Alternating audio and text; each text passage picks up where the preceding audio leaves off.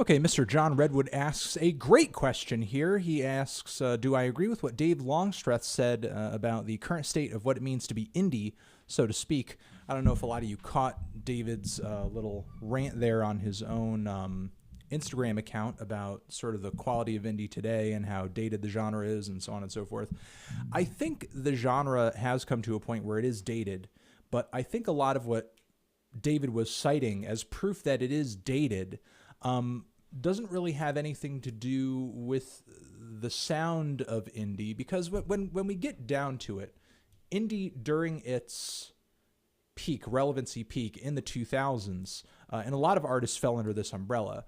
And sure, you could categorize some of these artists as different specific genres, but they were sort of a part of this larger scene. Artists like the Fiery Furnaces, Arcade Fire, Death Cab for Cutie, Modest Mouse, Animal Collective, Grizzly Bear, Deer Hunter, like a lot of diversity among these artists.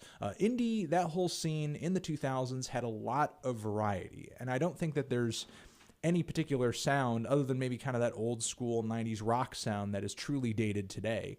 I think a lot of the reason that indie seems so dated as a style and as a movement is because it's kind of refused to engage with the current day.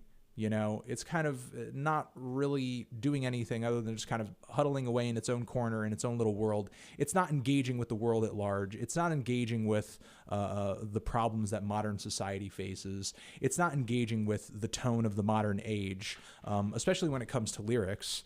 And as a result, I think it's kind of fallen to the wayside. There are other genres that kind of speak to I guess the mentality of the current day than indie does.